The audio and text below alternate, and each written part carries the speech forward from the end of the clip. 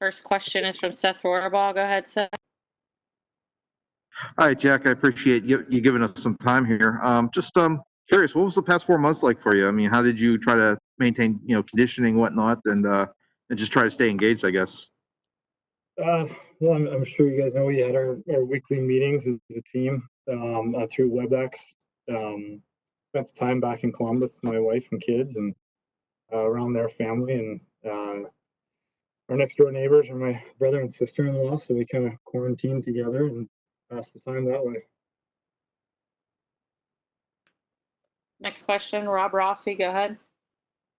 Hey, Jack. Good to see you. Thanks for doing this. I don't know if it's the best day to ask it, seeing as it was kind of old school, Jack, with that shot you scored on. But playing with Justyn, it would seem like your guys' styles almost contradict each other very well. Him being such an offensive-minded guy, you being more of a defensive-minded guy who can do offensively. What do you think could work well about that pairing, and how has it been so far? So far, so good. I wouldn't say that I'm, naturally a defensive-minded guy. I think it's just kind of the roles that I've put in the last few years and trying to do that to the best of my ability.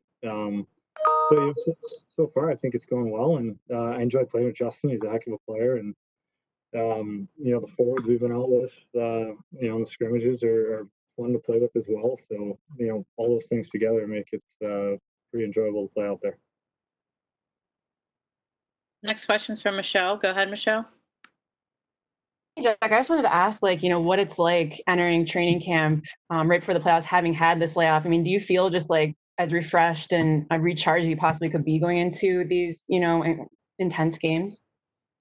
I'm definitely excited to get back and play. I think that's, probably the way everyone feels. I think it's weird coming in that, you haven't had your normal training. It was almost like a summer, having that much time off, but you didn't get your normal training circumstances. Gyms are closed. Where you'd normally go to get ready for the season was thrown off for everyone. So everyone had to adapt and do the best they could. So, coming in, it's new and different for everyone. But I think everyone's just as excited to get back and play hockey. I think everyone just appreciates having the ability to have the chance and go play again.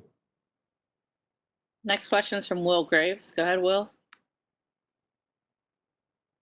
Jack, I'm just sort of curious, how would you sort of, Sully talked about the need to have a grit in these scrimmages and these practices. I mean, that's so, antithetical to what you guys normally do and to get preparing for a season. I mean, how would you sort of gauge what the intensity of the first couple practices, and is there anything that you've had to do specifically to sort of get yourself maybe to that level that needs to be maybe more game-like than you typically would be in the middle of September?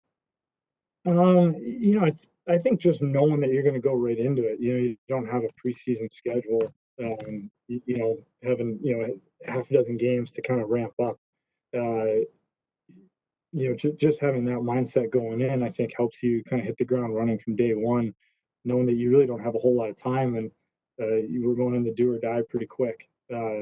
So I think everyone knowing that has made all the practices pretty intense. I think practices have been a good pace and good intensity and battling with a good amount of respect for each other. And I think today's scrimmage was, I think there was a higher battle level than there was in the first one. And I think it'll just keep naturally ramping up as we go, just because we all see the days ticking away until we get to the real thing.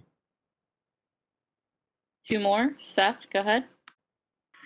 Hi, Jack. I assume at some point in your career you've been on teams where there's just an unquestioned number one goaltender. Here right now, it seems like you have two goalies with outstanding credentials, outstanding players. How much does that dynamic, having two goalies who can be a number one, change the atmosphere of a team when you do have a kind of an internal competition like that? I don't know. I think it just gives us a tremendous amount of confidence, no matter who's in net. I mean, those are the guys that bail you out whenever there are defensive breakdowns or the other team makes a nice play, or the other team's on the power play and your best playmaker has got to be your goalie. It just gives us a great amount of confidence, no matter who's in net, and that's a great luxury we have. And I know those guys are going to be competing, and I know they're great friends but great competitors, and it's between those two. Last one's for Michelle. Go ahead, Michelle. Hey, Jack, I know you guys are excited to play, but I think one of the tough parts is maybe having to leave your family for potentially an extended amount of time. Just how are you and your wife kind of preparing for that? You're just going to kind of take it day by day and see, I guess, how long this goes. Well, I mean, there's a little bit of that, but we're preparing for me to be gone for quite some time.